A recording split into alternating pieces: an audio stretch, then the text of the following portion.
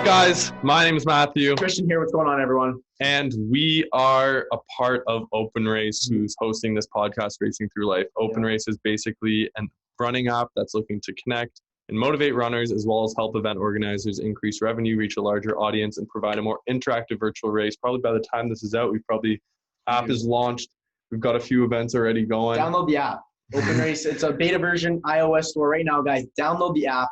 And we kind of want to build the brand onto OpenRace, not just be the actual application. So we did this podcast, Racing Through Life, just trying to bring a better awareness, to, I guess, the running industry. No one really gets a deep dive into, event organizers, runners, running coaches. And this is kind of the platform where we, a lot of great athletes lined up. And this is going to be another great one, Lauryn Williams coming in and just take a deep dive into their lives and, running off and on the track. And she's got a great story. Yeah, Lauryn Williams, been to 4 different Olympic Games, is the only American woman athlete to win a gold medal at both the summer and the winter Olympic Games. Nuts. Absolutely crazy. This is going to be a really good podcast. Hope you guys like it. Give a round of applause for Lauren. Hi, guys. Hey, Hi, how's it going? It's going good. I just got to find my microphone. Give me Okay. one. Sure, no worries. I want to be on time, but I also want to get the rubber. It's all good. Now do I sound better? Yeah, I think so. Okay. Perfect. Awesome. Perfect. All right. Well, thank you so much for coming on the podcast. We appreciate it.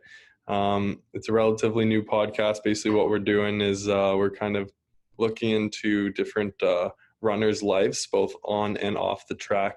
We've done probably 6 or 7 podcasts so far. Only one came out. First one came out today. Mm-hmm. Congratulations. Thank you.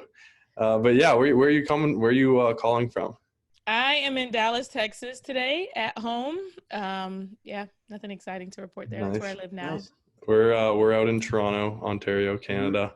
Okay. How is the weather there? Is it hot all year round? Yeah. No, it's not hot all year round, but it's fall, but it's Texas fall. So it's like 85 right now, but not like super humid. Mm-hmm. It's like 60 in the morning, so it's cooler, and then it gets warm as the day goes on. Yeah, What's it's been the really coldest? nice. What's the coldest Texas gets? Oh no, we get like 30s, but we just don't get snow really. We get ice maybe 3 or 4 times for the during the winter, but so like it'll rain and then it'll freeze, but we don't get like actual snow that sticks to the ground. Have you lived there your whole life? No, I've been here since since 2017. Yeah, no, 2013. 2013, not 2017. Oh wow. Okay, so it's been like what, 8 years or 7 years now? A little bit.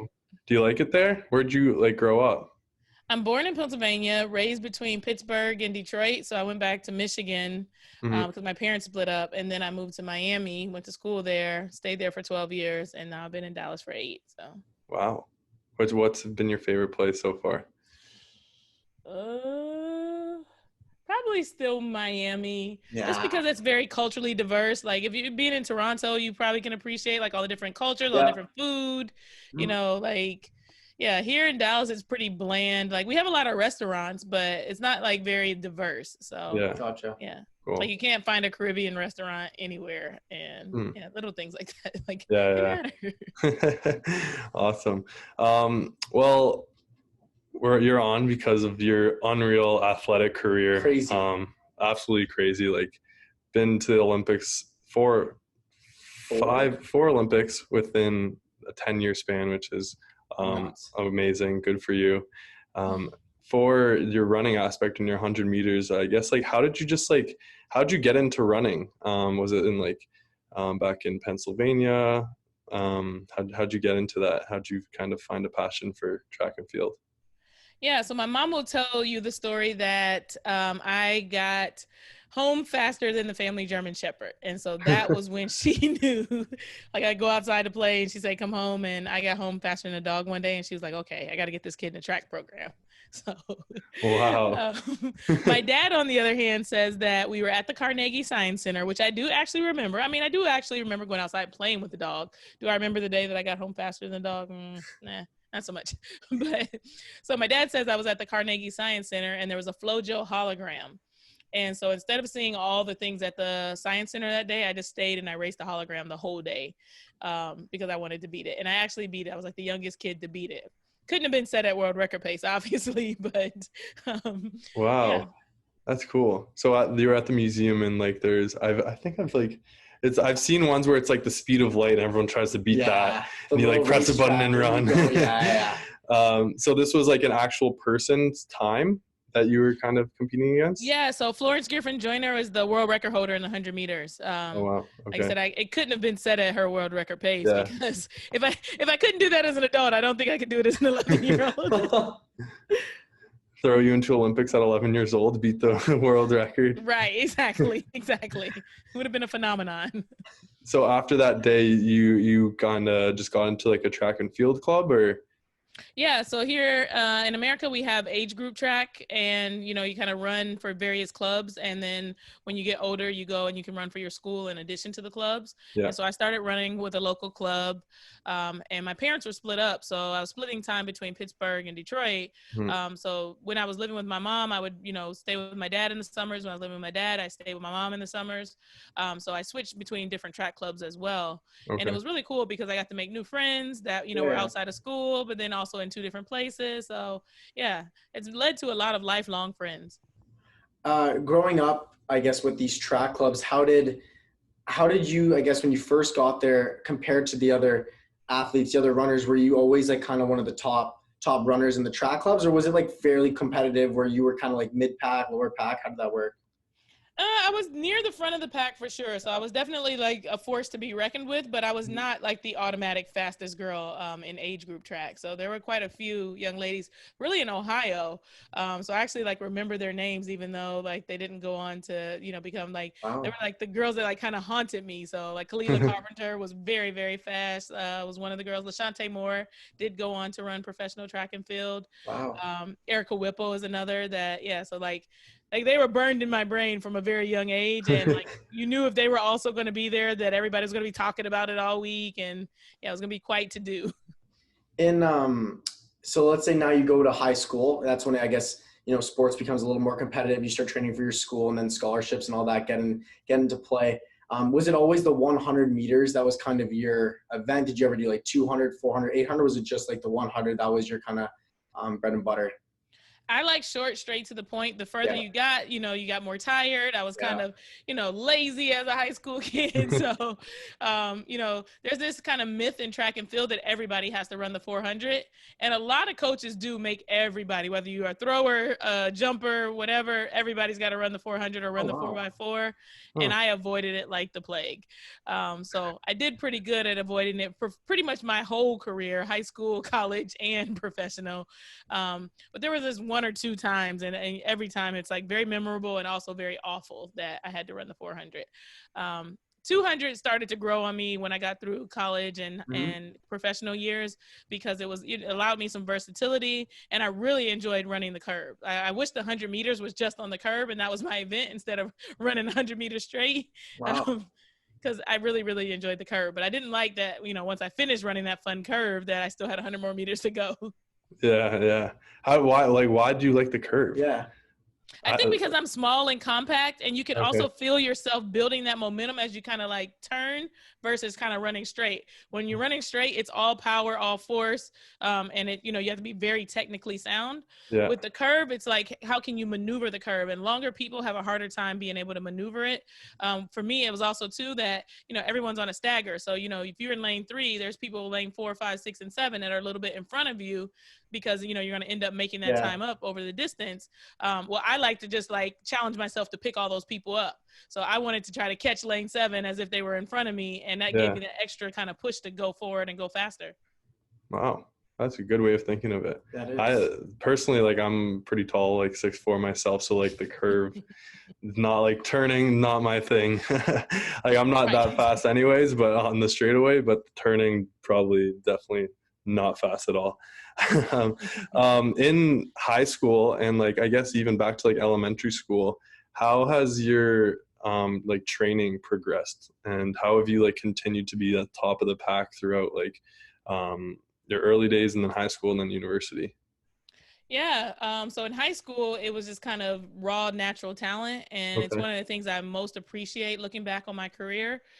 So frequently now I'm seeing people that are, doing Olympic style training and workouts at age 10 or 11 years old. Yeah. And what it's leading to is athletes peaking way too early. So you get this phenomenal high school time and, you think it's going to be the next best pro athlete, and they're burnt out by the time they get done with college. And I think it's really unfortunate. So high school for me, it was just raw talent, run, Wow. my friends we remember laying on the track and like sunning and the coach yelling at us. And we're like, we're out here to get a tan. We're not out here to train. So didn't take it very seriously, but luckily had enough talent to, get me to that next level. In college now I got very serious, being on a scholarship, and I felt very indebted to my coach because my education was very important to me. Yeah. So I felt like she gave me the gift of being able to get that free education, and I wanted to repay her by working as hard as I could on the track. And of course she had a next level technology expertise, etc., that helped me really start to refine my skills and be able to get really fast. So I saw almost instantaneous results because I went from raw talent, no training program, to customized training program, and immediately started to see my results improve. And then I stayed with that coach for the duration of my career as well. So Wow. she learned my body, she learned kind of what makes me tick, she learned how to talk to me, which I think for sometimes a lot of people take for granted how important the coach is. We are the vessel as athletes, but someone that can actually tell you how to execute in a way that's going to make you execute is a skill in and of itself, because you're going to hear information differently than I'm going to hear information. And you got to be able to say it in a way that's going to make you execute, but then also make me execute. And if you're a good coach, you know how to talk to each of us. Yeah, exactly. Communication is key. And like, that's a big thing in coaching. Even like any kind of leadership position, like knowing how to talk to people so that they're receptive of the information is massive. I just have one little thing. If you go back, I like the comment that you just had, kind of saying how it was all for fun for you. Like in high school, like you never took it more so as, I need to go and run today. It was like you loved it, and it was just, you enjoyed it running with your friends.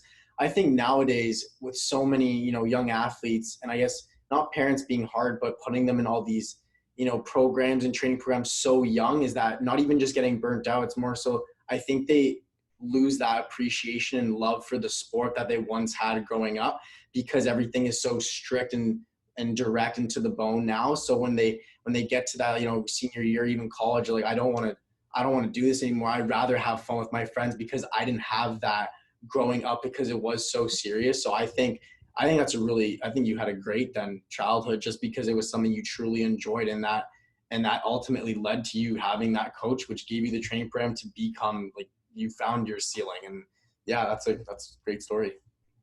Yeah, I think it's so important for parents that might be listening to understand is to not push their children too hard, to, like, let them naturally go into what is appropriate for them. The other thing I'll say too is I played pretty much every sport. I didn't just do track and field. I did ballroom dancing, I did karate, I did gymnastics, softball, basketball was my favorite. I sucked at it, but I loved it. And so, you got to develop all different parts of your body. You got to use different muscles, especially at that age where you're growing, going through puberty and all those different sorts of things. Like, let the kid be a kid.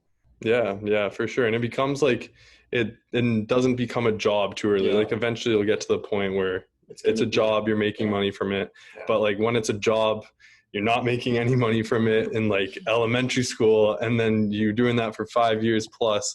When it becomes a job, it's like, I don't want to do this job anymore. So yeah, I totally understand. I definitely agree with the point of like playing multi-sports. Nowadays, like especially in like Canada, like we get the summer, right, and hockey is in the winter. But most kids will continue playing hockey in the summer, and just do year-round training, and that burns you out, and it doesn't. And when winter comes, it's like, it's not like, oh, I'm excited for the season. It's like, I've been doing this all summer. Like it's just a constant repetitive process. So like for me, I played a bunch of different sports as well. And I loved it. I never became like really good at one sport, but I think I just like learned so much from playing all those different sports and just being in like a team environment. So yeah, I totally agree with that point as well. When in high school, did you, like, how did you get noticed then, like at meets and stuff?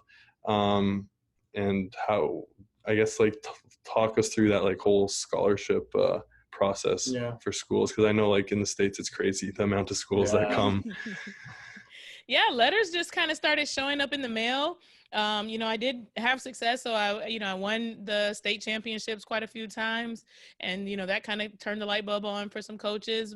But mainly it's that, they start looking at results. They're looking at where people are ranked in the country. And I think I was like number 5 or 6 in the country during high school. So, I was kind of pretty up there. And I know, like I mentioned, the Erica Whipple, Kalila Carpenter, et cetera. Those young ladies all went to the same school. So kind of like my main competitors all went to one school, which left everybody else in that year looking for a sprinter, looking for like number 5, 6, 7. We became number 1 because they committed pretty early. So, I was really lucky in the sense that I kind of had, the choice of where I wanted to go, aside from that particular school where I didn't want to go there anyway. Where did they go? Yeah, what school? South Carolina. Okay. Were they like the best, like number 1 school then? They were the number 1 school at the time. So they had a coach that was pretty prestigious and, had won quite a few championships. And they were just churning out sprinters. So people were really excited to be able to go there. Do you think it's tough to go for like everyone to go to the same school like that? Because like obviously the coach can't focus on all of them, right? It's like eventually it comes like top 1 or 2 people. It's like these are the people that are gonna be going to the Olympics kind of thing. So every day is like the Olympics when you have a practice like that. So imagine if you saw those girls once or twice a year previously, and now every day at practice you're showing up with them, but not just the same girls that are your age. Now you've got older girls because college is 4 years. So you go from being number 1 high school to a freshman in college. You've got people that are 3 years older than you that have been doing this under that program and that expertise for a while. And I think a lot of people cave under the pressure. They used to be kind of the big fish in the small pond, and now they're a little fish in a big pond. And it ruins people. Yeah, for sure. Is that what influenced your decision to go to the school that you went to? No, I just wasn't interested. I had taken a visit to that school as like part of a summer camp, like a track camp then in the summer. And I just didn't get a really good vibe there. Also, like I said, because they signed kind of the higher ones, they came back kind of late in the game after many people had offered me a full scholarship and offered me a partial. And I'm like, I've got, 20 schools that are giving me a full ride. Why would I go to somewhere for a partial scholarship? And I was smart. So, I wasn't really banking on track and field as a scholarship opportunity initially. I was banking on academic monies. I knew that my family wasn't going to be able to afford to send me to school, but keeping my grades up was the one thing that they instilled in me was the important thing. And, I had kind of been banking on academic money. So I was like, I don't really need, your partial track scholarship, kick rocks. So why Miami then? What influenced you to go there? Weather? So at 17 years old, I know we like to think that we are very mature. We're ready to make these life decisions, but we have no idea what the heck to do at that time. So for me, I went on my visit to the University of Miami in October. And it was the first frost in Pennsylvania where it snows all the time, tons and tons. I'm sure in Toronto, you guys get your fair share. So you know what I'm talking about. Yeah. So I left Pennsylvania the beginning of October, went down to Miami, had an awesome weekend, Miami, Florida State game, which is the big rivalry. And I got sunburned. So I'm like, I can get sunburned in October, or I could be in the first frost in October. If I'm going to have to run around this circle and that's going to be my obligation to get this free education, I probably want to do it where it's going to be warm in October versus snowing in October. Yeah. So that was the main reason. I love the sunshine, and I was like, I don't want to do this in the cold, period.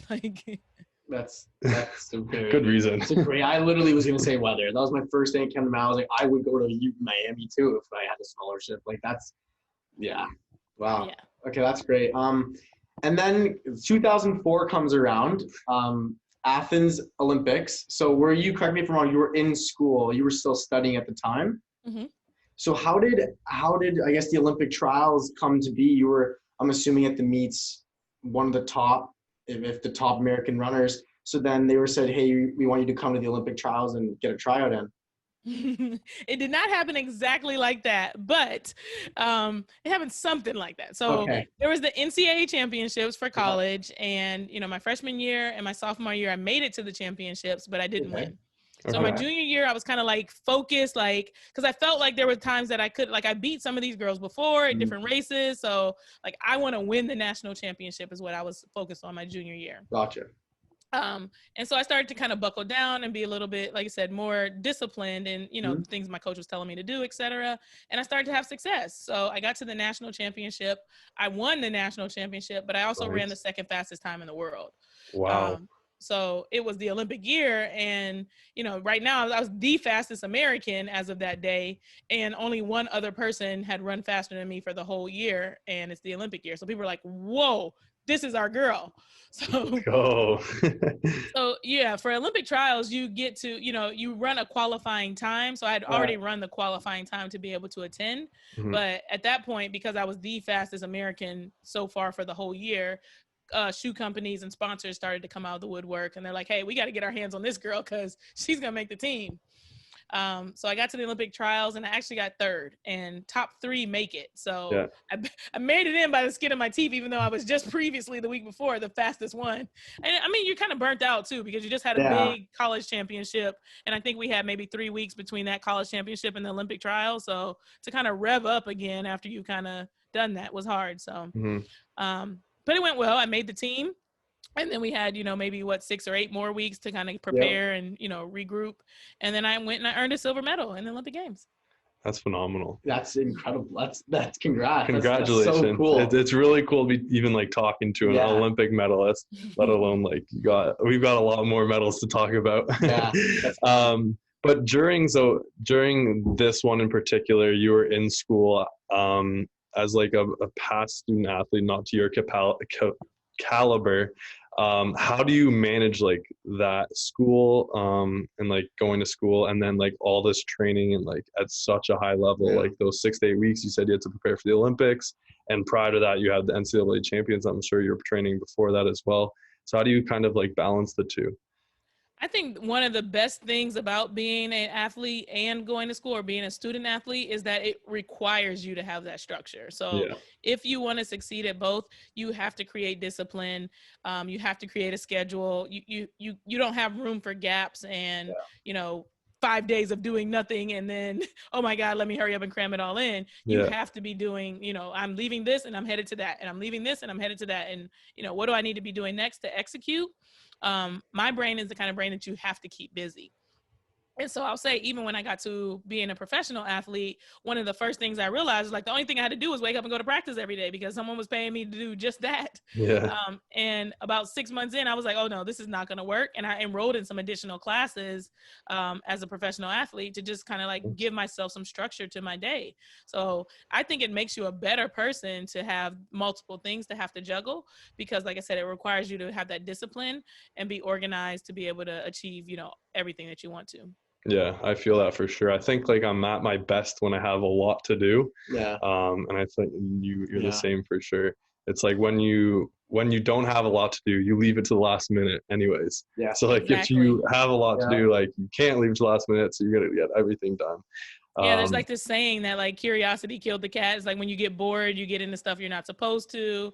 You know, you hear a lot of stories of like athletes, motorcycles and jet skis and things like that, because they're just killing time. They're just they need to stay busy. So stay busy with something that's productive, or you can stay busy with something that could be, you know, harmful. Another thing that people bump into quite a bit is that, you know, they play video games and like eat junk food all day, and then they like can't make weight, or they got to lose weight, or, you know, their performance suffers because they're not having that regimented schedule that says like, okay, it's time to eat, it's time to do this, it's time to do that. So your kind of go-to to fill that block of time was like school and education? Yes. I know it sounds nerdy, but that was my thing. No, not at all. We're in engineering at Waterloo, so you don't have to talk nerdy to us. So I did a real estate license 1 year. I took some Spanish classes. I took some sign language classes. I did a couple internships. So I took one at a finance company, one at a real estate company. I was just trying to do as much as I could to kind of learn, and then also kind of like hedge my bets should something happen, because I never really planned on becoming an Olympic athlete. am doing sport full time. I was excited to be doing it, but it was kind of like, well, I know you got to have an education and get a job. And I was like, if I fall down and break my leg, I'm still going to need to get a job. And my peers are out there like getting, work experience. And I'm not able to do that because, my sport comes first and it doesn't give me quite enough flexibility to be able to commit to, showing up at someone's job from 9 to 5 or whatever. So it's like, well, what are the things I can be doing to kind of continue to build my resume and keep my mind sharp so that I do have an opportunity to get work when I'm done with sport. Wow. What did you take in university? I was a finance major in college. Finance? Awesome. And then you went to why like real estate and why like Spanish? I'm kind of just curious. I picked real estate because I felt like that was something you could cut on immediately. So it was like, Yep. You don't have to like be hired to do real estate. Like, you activate your license and you just get out there and start selling. So I was like, if ever like, I need money, I can just like start selling houses. And, I mean, it obviously doesn't happen overnight, but there's not that kind of process where you're beholden to someone. It's like, you can go ahead and start doing that thing.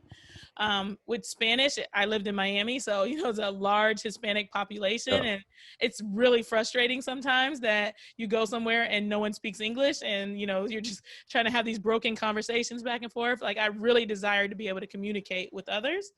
And then sign language, I'm not really sure where my interest came from. My best friend's brother was deaf though. So I think it probably came from in childhood. She would be signing with him and I couldn't communicate. And, I wanted to have like some other cool thing that I was like, oh, she knows something that everyone else doesn't know. Yeah. So yeah, that was the kind of thing behind sign language, I think. Cool. Wow. That's crazy. And then, so you ended up getting your MBA in 2009, but prior to that, you went to another Olympics. Did you start the MBA prior or after the Olympics? I started the MBA in the Olympic year, which most people were like, why in the world? Yeah, I was like, those are close timelines. I don't think you can get an MBA in like a year's time, but wow. Yeah. Okay, so you did it prior to doing the Olympics? Yeah, so I started in January of 2008 and finished, and I think in like May of 2009. And for me, like I said, once again, it was me wanting to have that structure. So I realized that I just had a little bit too much wiggle room and I really wanted to be able to kind of zone in. And I was like, okay, if I have to like get to class, write a paper, go to practice, it would take out any ability for me to be able, party in or whatever, which weren't really my things anyway. But I really wanted to have some structure about my life so that I could really zone in on my training and my practice. Oh, that's great. So what kind of excited you about like business? Like you did like finance, now your MBA, a lot of real estate stuff, a lot of like the whole business world. Why business? I mean, I just like math and money. And so you go back to like that 17-year-old kid that was getting ready to go to college. That was how I chose the major. I was like, well, I don't understand what all these different things are to choose from. And they were like, well, what are you interested in? I'm like, well, I'm good at math. And, I just want to make money. And I had entrepreneurial jobs as a kid. So like I sold candy and I was always just making up some sort of work or some way to earn. On my 16th birthday, that's when you're allowed to work. I went and I got a job and I came home and I told my dad, like, I got a job. And he's like, I didn't give you permission to get a job. And I'm like, no, but don't you want me to make money, Dad? So yeah, most parents would be like, go get a job. Seriously, not like, I didn't tell you to go get a job. Right. So they were like, oh, finance, that's math and money. And I was like, okay, count me in. I'll do that.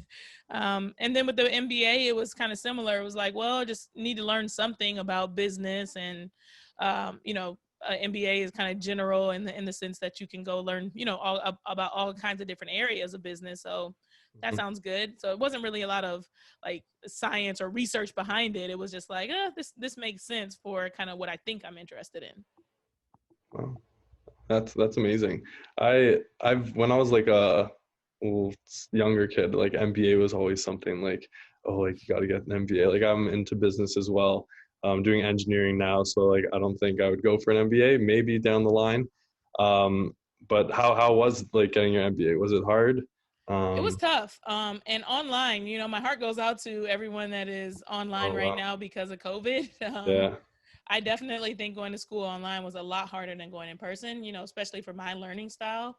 I love to show up to class, so I wasn't the kind of person that missed a lot of class and then was trying to read the books and catch up. Like, I feel like you get the information from showing up listening to what the professor's saying, being able to ask questions back, and, you know, that this kind of real-time interaction. And I did my MBA online, and it was very hard because it's like, you know, these assignments are due, these chapters are due.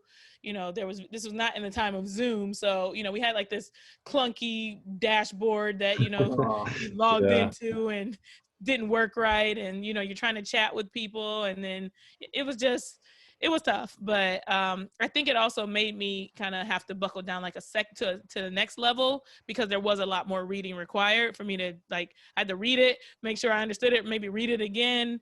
And so I got a lot more technical knowledge, whereas, you know, in the kind of conversational way, you learn, you know, you learn differently. Mm-hmm. Wow. That's crazy. That's really good. Like the fact that you did the MBA and the Olympics at the same time is crazy. Like some people can't even do an MBA or by can't themselves. Do one on their own. Yeah. So that's really good. Congratulations. To bring it back to the 2008 Beijing Olympics, you got fourth in the 100 meters there. Still phenomenal accomplishment. How was the training like post that first Olympics, like that 4 years? I always like think to myself that like 4 years is a long time. It is a really long time to like separate major championships like that. Like how did you like keep yourself motivated? I know there's like some world championships between. Like what did you do to like stay motivated and just like keep up the training to get better? Yeah, so I think a lot of people don't realize that, like you said, there's a regular season that happens every single year, and, you know, a world championship that happens every other year. And in the sport of track and field in particular, the world championships are actually more lucrative than the Olympic Games. Oh, really? Wow. Especially depending on what event you're competing in. So as a sprinter, I was in kind of like a premier event. So there were a lot more opportunities when you win the Olympics than there would be if you were, say, a shot putter who won the Olympics. Yeah.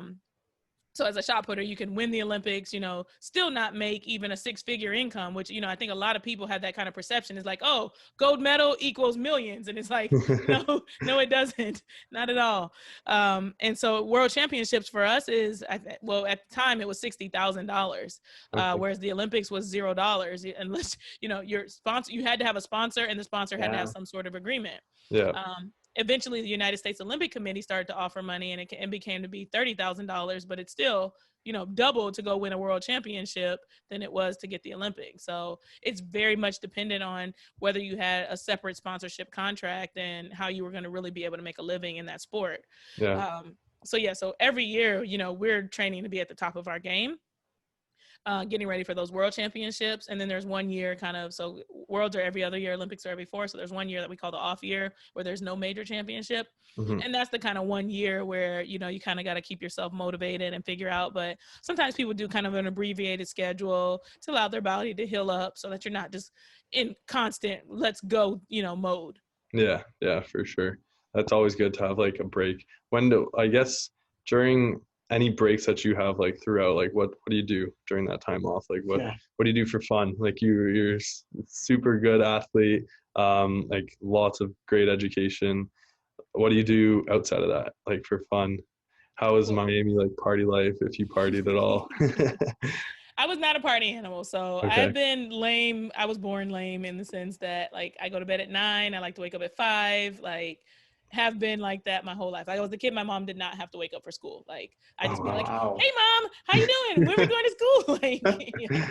So a little extraordinary in that regard. But other things that I do for fun, though, I got the travel bug from competing. So one of the things that sport gave me was the ability to be able to travel, see new countries, new cultures all over the world. And that is something that I still love to do. So even though the off season would come, you know, my coach would be like, "Oh my goodness, I can't believe you're going somewhere else. You know, I'm so tired from being overseas all summer." And I'm like, "Yeah, let's go. Where's the next place?" Like, I'm ready to always be somewhere exploring something new. So big hobby is travel. I actually went to India and Indonesia earlier this year with a friend, and he travels a lot. So he was trying to hit his 100th country this year. Wow. And I was like, golly, like I'll probably never hit 100. And he's like, "Do you even know how many you've been to?" And I was like, "No." So he made it like a point of homework for me during that trip to count. And I've been to 48 countries. So. Oh my gosh. Yeah. That is crazy. It is ridiculous. So definitely have the travel bug. Other things kind of at home. I have a Great Dane, And so just playing with the dog and being slobbered on by him, taking him to the dog park. And then Law and Order. So the TV show is quite addictive, and yeah, I watch it all the time. Nice. Out of all the countries you've been to, has there been one that you kind of that was like your favorite place? Should I say Canada? Like is that No, required? no, absolutely. I would not say Canada at all. I'm saying like honestly, what was like one place that like you was like beautiful, like you loved? No, Switzerland is my absolute favorite. I place. think someone else said Switzerland on a pod. Vanessa Fraser? I think it was someone we've had Switzerland dropped and yeah, I think Why? it was. Yeah, I've never been. But... Why? You gotta go. It's so amazing. So I've been to Lausanne, Lucerne, Zurich, and Geneva in Switzerland. So I've got to see quite a few different places.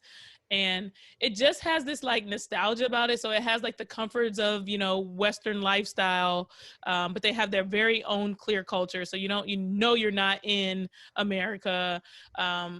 And there's like enough English spoken, but like depending on where you are, it's either Swiss German or French that's also being spoken.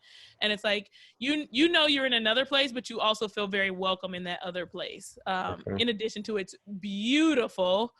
Everywhere you go, just all the time, like the air smells fresh, like you just feel like there's like no pollution around, like there's like this utopia kind of feeling. Wow. And then the food. So the quality of the food in Switzerland is like none other I've been to. I mean, I've been all over the world. I've eaten some really good things, but the actual quality. So in America, like our big, fancy grocery store is Whole Foods. Yeah. You leave Switzerland and just like the regular grocery store, and you come back and you shop at like a Whole Foods, and you feel like you're shopping at a Walmart. Like, what? The food is so much better. Like, you just don't know until you've eaten something better, like strawberries or some fruit. Like, you're like, oh, this is, what we eat here. But when you go over there and you eat it, and you're like, oh my goodness, this is like amazing.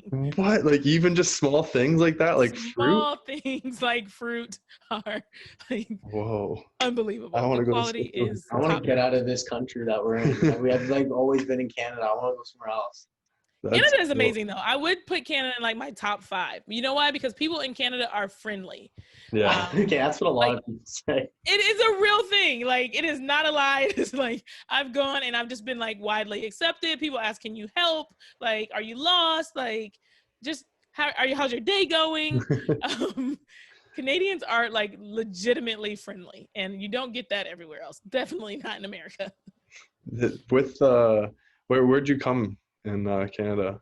I've been to Toronto. I've been to Calgary. I've been to Windsor.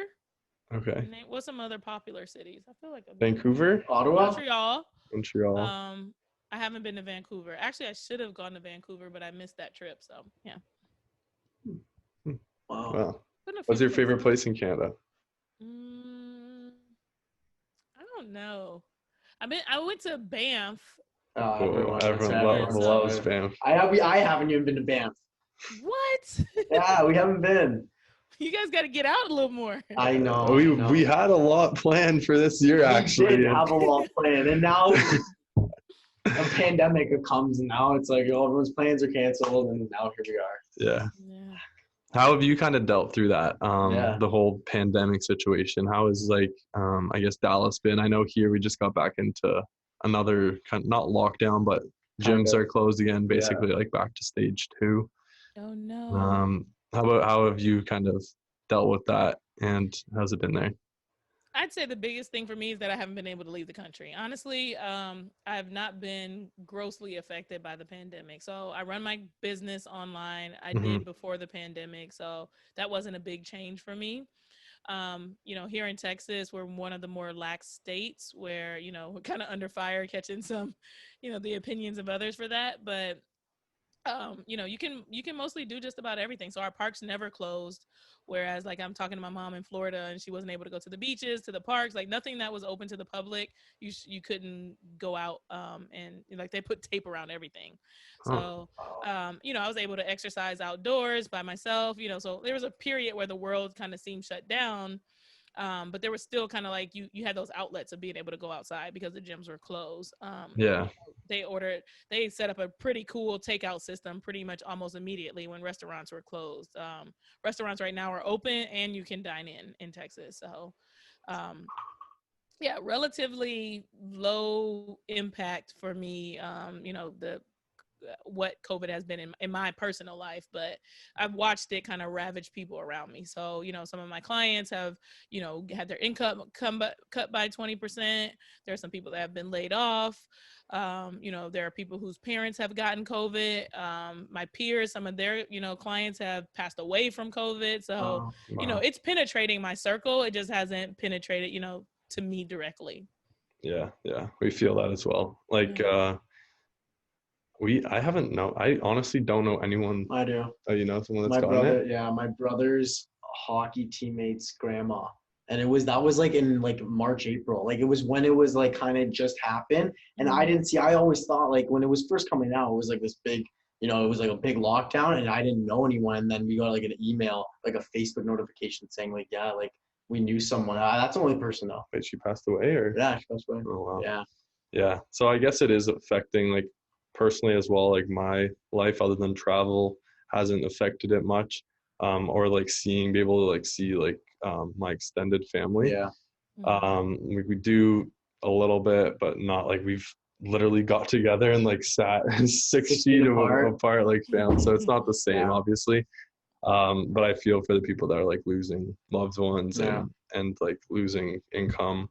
Are you all allowed to move around in Canada, like from different cities?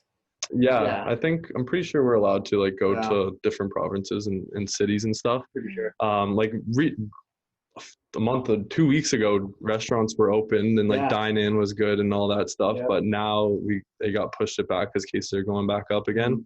But it's weird because it's like only the major cities, but we live like close to an edge of like our city that like borders Oakville and Mississauga, if you know those two cities. So like Oakville's restaurants dine-in are open. So like I saw a video the other day. It's like you zoom in on a map and you choose one restaurant on one side of the street and it's closed fully. Then you go to the other side of the street and it's open. Right. So it's like it's we're weird. On the border. So it like sucks. We're so close, but so far. Yeah. I think that's probably the most frustrating thing is that, it's really hard to get clear guidelines and clear rules and things exactly like that, where, you have to wear the mask in the restaurant.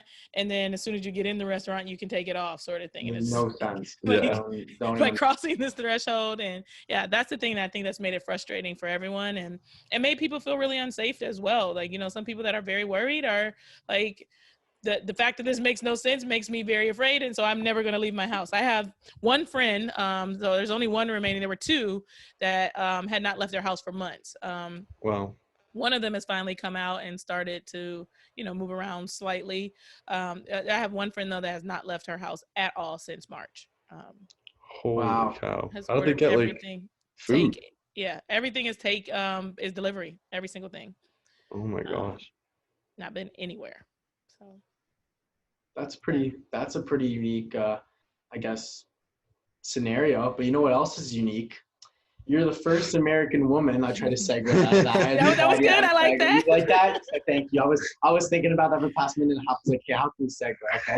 Anyway. The first American woman to have a medal in both the summer and winter Olympics. How did you get into bobsledding? Like that is so 2012 was 2014. 2012 London was the gold medal, right? Mm-hmm. 4x100, and then 2014, 2 years later, gold in bobsled. How did you get into bobsledding? I mean, life just kind of takes you wherever it will, and it took me into a bobsled. So I learned about it after an Olympic Games where a few of my teammates went and tried bobsled, and I read an article about them having tried it. And so the next year I saw them, or one of them, in the airport. And so we were both headed to a track and field race. And I was like, hey, I read an article that you tried bobsled last year. Like, what is that? Like, how does that work? And she's like, Lauryn, you'd be so good at it. You're super powerful. They'll teach you everything you need to know. Like, you just show up there. Like, it was awesome. And I was like, oh, okay. And I knew it was the last year for track and field for me at that point. Yeah. It was the last year of my contract. My performances had kind of started to go down. It was like, all right, it's, I'm getting this like warning bell. It's time to transition. So I was like, well, this could be something interesting to do, kind of life after sport. I wasn't thinking Olympics at all at that point. I was just thinking like keep myself busy, be entertained, like try something new. And little did I know that I was going to be awesome at it. And 6 months later, I was going to be at the Olympic Games. So that's kind of how it played out Wow. for me. What's like the different, or like why, I don't even know what question to ask, but like why were you so good at it? Was like training similar? Or Yeah, like so bobsled? bobsled is a power sport. Yeah. So you need to be very, very strong and powerful, but also the sprint speed is very important. So I was Okay. able to take the track and field speed and translate it to pushing the bobsled. So it's kind of like the Flintstones. Like your feet are what moves the car, and so they need some fast feet to get that car going, because once you're in, whatever momentum you've built is what you got to go off of. So, and just speed isn't enough. So there's probably athletes that are faster that wouldn't be very good. So Usain Bolt, as an example, is a very tall, long, lanky athlete. And, I mean, he's a world-class athlete, so I'm sure he's probably still be good at bobsled, but he might not be as good as someone that is more powerful. They say like a Justin Gatlin is a more power-oriented athlete, would Yeah. probably be better at bobsled, because the force that you can create is very important. And then also the velocity of, once you get going. Okay, so couple questions just on the topic here. So bobsledding, like you said, you didn't even know of bobsledding until you read the article that your friend was trying it. That just opens my mind with so many good athletes, especially like sprinters. If I guess bobsledding was more not marketed but branded, I guess better, if people knew more about it and like how stronger, more powerful women could be really good at bobsledding. Do you think more sprinters could be like gold medalists and like world-class bobsledders if it was, I guess, branded or better, if that makes sense? It could. So we are doing better at branding in bobsled, and myself and the other young lady that participated in the games Mm-hmm. brought a lot of attention to it. Okay, yeah. So we are definitely getting a little bit more traction with sprinters wanting to transition over. The biggest problem is, like you said, it's a smaller sport, so it doesn't have as much funding. So, like I said, to be a track and field sprinter is more like it's the closest that you can get to being in a a pro sport. So like you said, like a hockey, a football, Yeah. basketball, sports that are higher paying, we have the most earning potential, even though it's not the same as those big sports in track and field. So you go to bobsled and it's like, mostly people work like 2 or 3 jobs during the off season to save up to be able to make it through the season. It's just not very well funded. And while there is prize money, there's still a limited amount because you have to be at these venues. Whereas track and field, there's races all over the world. You can choose how many you want to go to, choose the ones with the higher prize money, etc. You're limited in bobsled because there's, 8 World Cup races that are going to be the ones that are going to be the higher earning. But then you're also a part of a team, so you got to split the earnings between the team. You're kind of alternating between some other people. So, it's like in hockey, you guys, like some people are sitting on the bench and some are playing the game at the time. So everybody wins the championship, even if you were sitting on the bench, because you need to be there. You need to be able to fill in. You did your part. Somebody might have played 50% of the game and you played 10%, but everybody had to contribute. And, now we got to disperse amongst everybody for that reason. And it's just not a lot of money in the sport in general. Yeah, for sure. That's a good reason, valid reason. Back to like not the training, but the actual bobsledding. I always wondered, do you do anything when you're inside the bobsled? Like after running and putting it down, it's like, is it like, do you have to shift your weight at all? Right. Everyone thinks so. Like the only thing I knew about bobsledding before I started to participate was Cool Runnings, the movie. So I was like, everybody sees the heads going like, yeah, turn. And everyone thinks that's what you're doing. Like, no, you get in and you just ride. What you're trying to do is relax down into the sled. So you kind of like get in and you bend over. But as the curves come and the G-forces take you, you just kind of like keep letting them take you down. And so you're just really stretching yourself to like trying to be flat like a pancake. You just kind of fold yourself. Aerodynamic, kind of. Yeah. So imagine like, if you bend over right now, I don't know how flexible you are, but maybe you can't touch your toes by just bending over. But if you keep kind of pushing, someone pushes on your back, you go a little bit more. The G-forces are kind of like that thing pushing on your back, which makes you more aerodynamic, get you further down in the sled, and you just stay really quiet down in there. Wow. Was it scary? Like your first run? Like I gotta like, was it like, it's gotta be scary, right? It was scary. It's like being kicked off a cliff in a washing machine. Yeah. Oh my gosh. Yeah, like Is it so? Is it steep the first part? Every track is different. So yeah, you're going downhill, of course, to kind of get the momentum going. But every track is different. It's just kind of like you don't know where you are, and that's the thing that's a little bit scary. Excuse me. And then not knowing where you are, there's also different conditions of the ice. So whether you went first or you went last, the ice could be more bumpy, who your driver is and what lines they're deciding to take. So that means, how they're driving the sled. They could, hit a wall and then slide you up. You hit another wall and then you slide around a little bit. Or they could, take a corner a little bit too hard and it jerks you over into another part of the sled. So that's what the washing machine part of it is. One thing that helped me though quite a bit. So the drivers do what they call track walks, and they walk the whole track every day before practice. So they know like, okay, at this part, I want to take this line. I want to be high on the curve, or I want to be low on the curve, or, whatever the case may be. And so they do it every day. The brakeman, on the other hand, which is what I was, is not required to do that.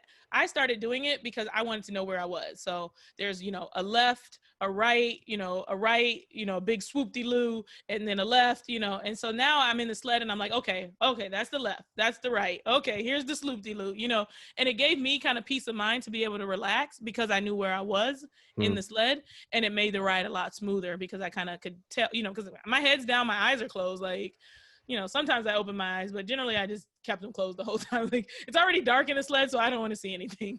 Yeah. So does the driver do something then? Yeah, the driver has two little rings in their sled, and they're just like pulling these rings kind of back and forth. So it's literally and that it's affects not like a steering wheel. That affects the blades? Exactly. It's literally, and it's like small motions like this to move it because that's making the blades go left and right. Oh wow! So there is. Okay. Wow, I thought it was just like everyone jumps in and just send it down the hill. That's what I thought too. That's cool. Yeah. So there's is quite like a bit of physics that goes into it as well. Like I said, I was talking about taking the line, so they need to know like how to put the sled on the particular part of it to be able to get the most momentum and velocity out of that curve, and speed up going around a turn or whatever. So. Wow, that's cool. Wow. So after the bobsled, winning the gold there, I guess like how'd you feel being? When did you know you were going to be the first American woman to have the two golds?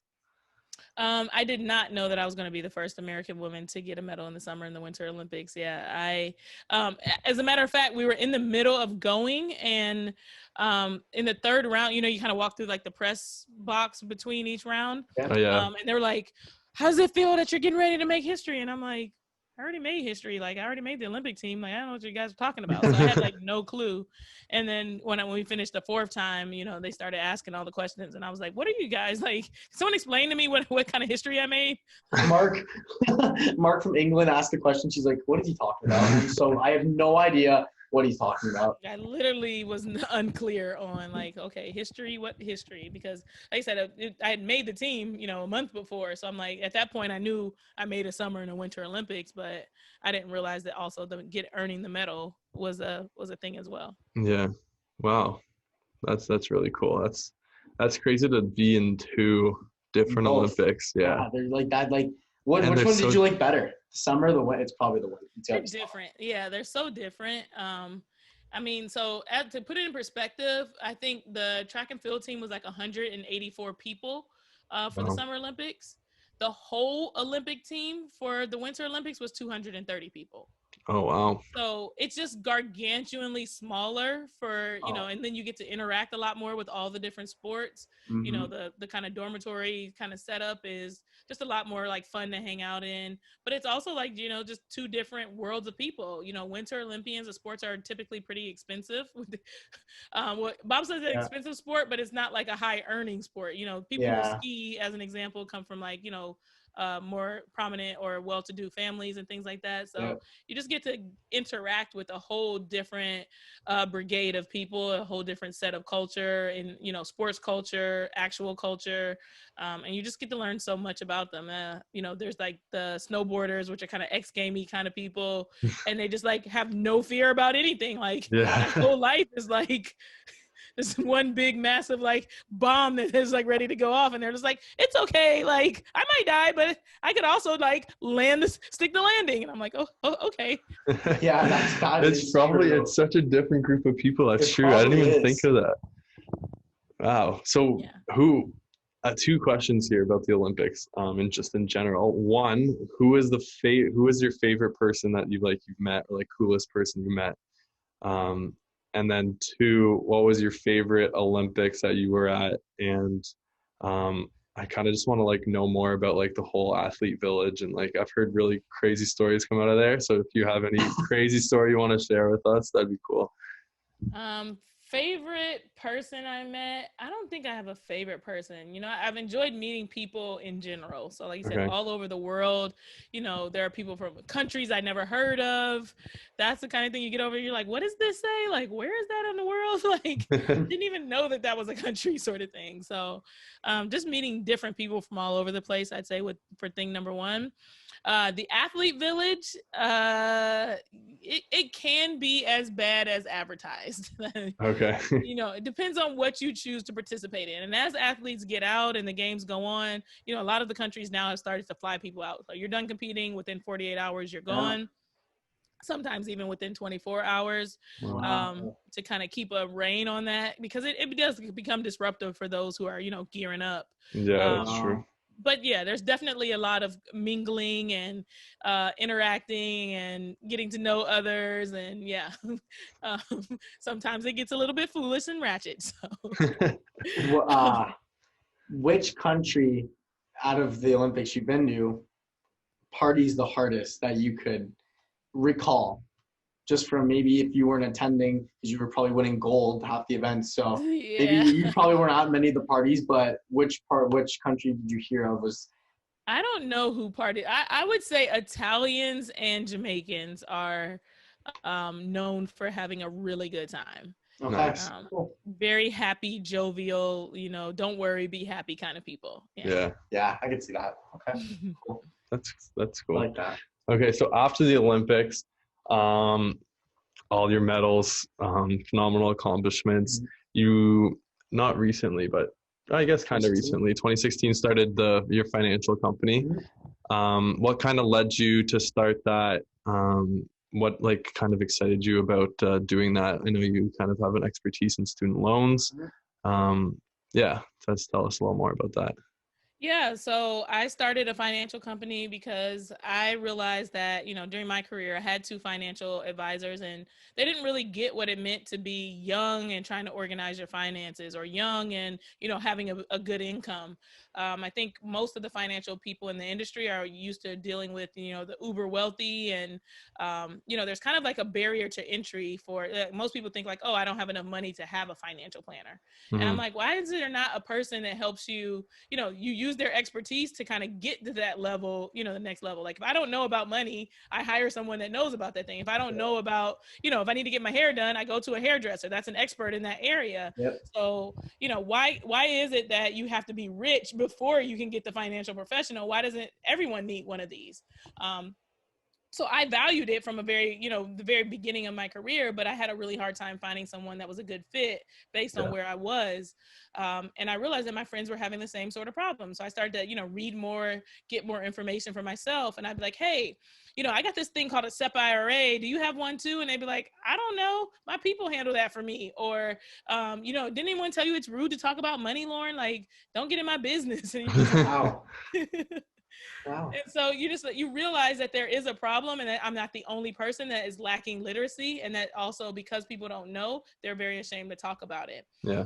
So literally I started to learn, and, you know, I said Google and get information and enrolled in the certified financial planning coursework, trying to help myself. I just wanted to get more information so I could be better equipped to organize my finances. And I realized like, oh, this is a whole profession. This is a whole industry. I didn't realize that it even existed because, you know, when you live in a bubble, you know, and other people are not talking about that, no one knows that it exists. I think that's what a lot of people run into is you don't know what you don't know. And so I decided to start a financial company that helps young professionals and professional athletes better organize their finances because there's a gap, and people who are willing to pay for the expertise of someone should have an expert that is available to them. I did. I went and I started to think about, you know, things like I said, we think retirement and, you know, kind of being old and what do you need to be able to do that? And while that is a part of the plan, you know, we're at the beginning of this stage where we're accumulating the assets so that we can retire. And retirement is not the thing that's top of mind for us because that might be 30 years out. So why not handle the things that are important to you right now? Creating a budget, dealing with your student loans, you know, trying to figure out how to marry your finances with your partner. So, you know, a lot of people are like, oh, I handle my stuff, they handle their stuff. I don't know if it should be our stuff, you know, depending on what kind of family you come from, or, you know, the other person has a lot of debt and you're like, I don't know if that's going to affect me. So you just need to get clarity around those things so you can work together as a team on your finances and buy a first home. That's a really big deal for younger professionals. So walking people through the basics of finance so that they can optimize and start to save for their future and understand why that's important is a really big thing for me and something that I'm passionate about. That's phenomenal. Wow. That's Great really answer. good. Yeah. Something that a lot of people kind of overlook, especially at a young age, and especially athletes in general. Like, and in the track and field world, did you use like your kind of network to help those kind of people that like you knew had the same struggles as you did? Yeah, exactly. So, I mean, I will say that it's been hard. You know, athletes were kind of laser focused.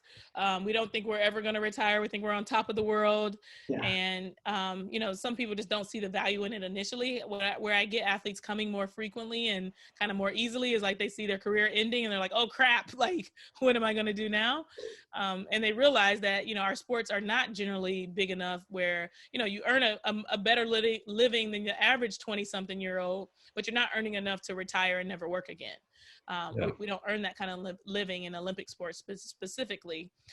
So helping people better organize their finances and kind of using that network to kind of tell people like, hey, I exist, I'm over here, but not being too pushy about it, because that's the other thing too, is what we're sold a lot as young professionals. People are always like, oh, you need this, and let me tell you why it's so awesome for you, and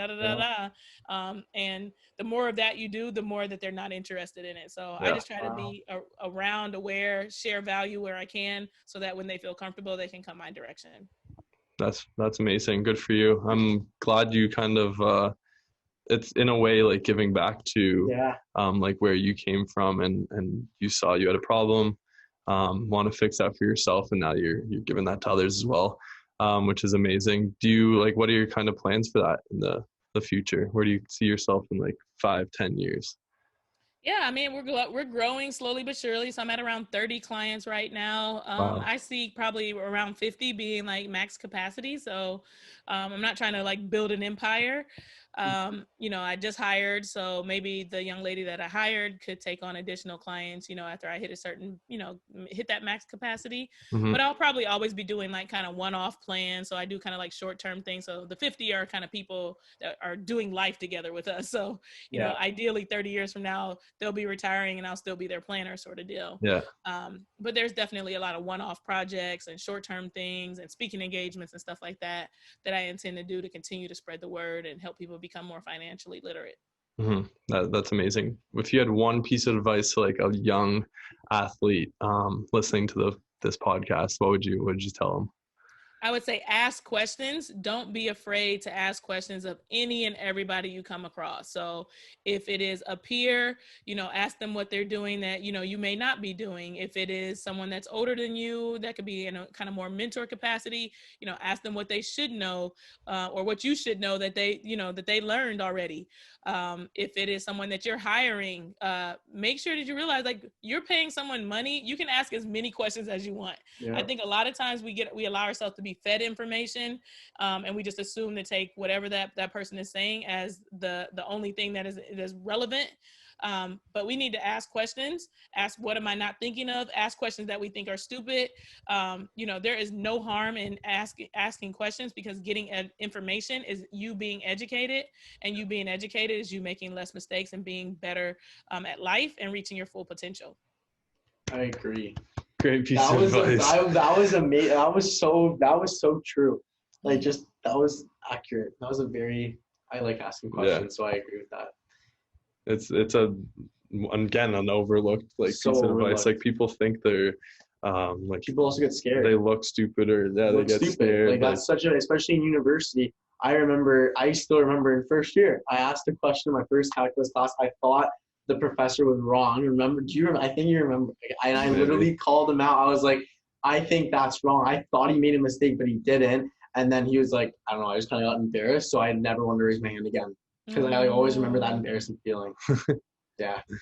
Yeah. So, moral of the story, ask questions. Don't be afraid. Put yourself out there. Yes. And it's like the worst thing, like, people always oh my God, it's so scary. But the worst thing you can get is, like, one, you're wrong, or two, like, if you're going like a yes or no question, then no, like, and if it's a no, then now you know. Who cares? So like, now you know. The answer was already no if you never bothered to ask, right? So exactly. You definitely weren't going to get that thing if you never opened your mouth. So I agree. Mm-hmm. Yeah, totally agree. I agree. So when you put in your bio that you sent to us that you wrote a book, what book did you write? Yeah, I wrote a book called The Oval Office, and it is basically my guide to help professional athletes better understand what they need to do to best optimize their life as an athlete. So, in track and field, unlike other sports, like you said, there's no draft that happens, and there's no combine, and all these different steps that kind of go through. They just kind of like unfold randomly. So, like, agents start calling you, and you got to decide if you want one, and you may not know what questions to ask. And, sponsors are saying, we'll give you X number of dollars, and your agent is maybe negotiating on your behalf, but, people are talking in your ear as well, and they're telling you how much you're worth. And, it just gets very confusing. Where do you want to train? What do you want, your coach went from being your maybe college coach and bossing you around to now you're paying this coach. And how do you change that kind of mindset to I'm the business owner and this is the person that I've hired to help make me great? How do I talk to this person now? Yeah. So all those little things about being a professional athlete, I help kind of sort through what I experienced, give tips for how to make that better. Of course, I give some financial tips as well, how to set yourself up and be organized. So it's basically that guide that I wish I had as I was trying to navigate the sport for myself. Wow.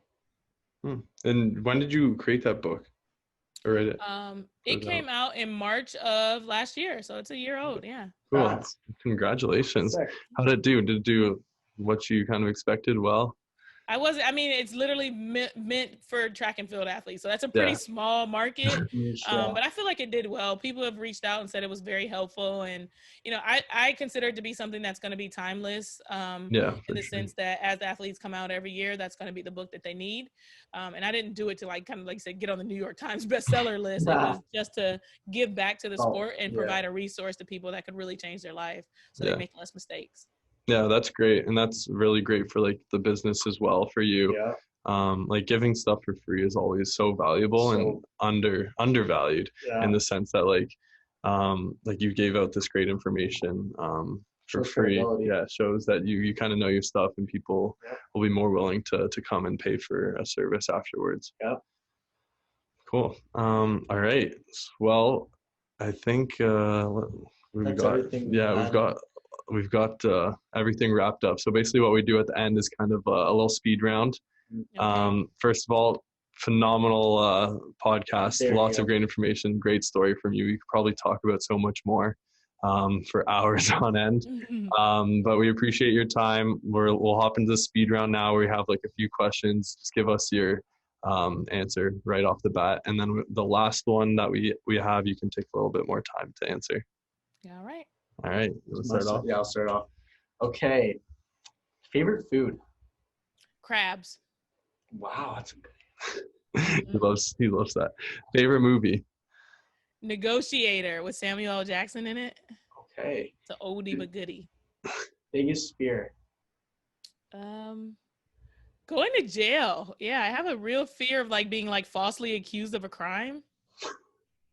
Hey man, that is I would jail is probably the like that's probably going to be one of the worse than just like dying probably. You know, mine's yeah, I probably watch way too much crime TV, which is probably the other problem.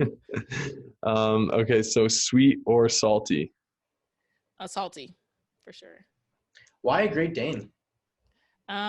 Because they're awesome. They're 150 to 200 pounds of just love and happiness. And I saw this like show when I was a kid where they had like a Great Dane and a butler. So I thought like when you were rich, you got a Great Dane and a butler. And of course I got older and I realized like, yeah, that's not a thing. Like mostly nobody has a butler, but I can't afford a Great Dane. So I'm gonna go ahead and get the dog. All you need is a butler now, then you automatically become rich. Yeah. Right. It's just like lickety split. And a movie just starts playing. So biggest pet peeve? People who won't try new things. Oh, that is I agree. I can think of like 10 examples right now in my life, but and the last question, which you can take more time to think about because we want a reason as to why. If you could have dinner with one person, dead or alive, who would it be and why? One person that I would like to have dinner with. This is a good one. It's a great one. I'd probably have dinner with my dad, who is dead.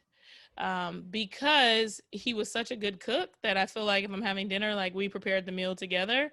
And when I was younger, like, you know, like I learned a little bit from him, but I didn't really learn all the family recipes. And so I feel like a lot of that passed away with him. So I'd love to have a conversation with him about, you know, getting the food and actually, you know, in my version of this dinner, we're preparing that dinner together. And, you know, that'd be a really cool thing to actually kind of take that information, because when someone passes away, you know, they take what they have with them. And if you don't spend enough time in the present with them, you don't get to, you know, keep those memories.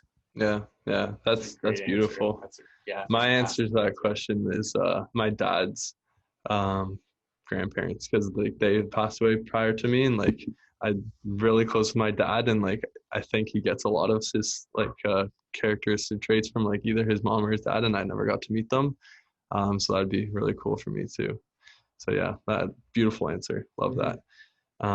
Well, thank you so much for coming on the podcast. We're gonna end it off here. We appreciate your time. Congratulations on everything that you've accomplished so far. You're still so young, and we'd love to keep in touch and follow your journey with the financial company and everything else you got in store. Well, thanks for having me on the show, guys. Thanks so much, Lauren.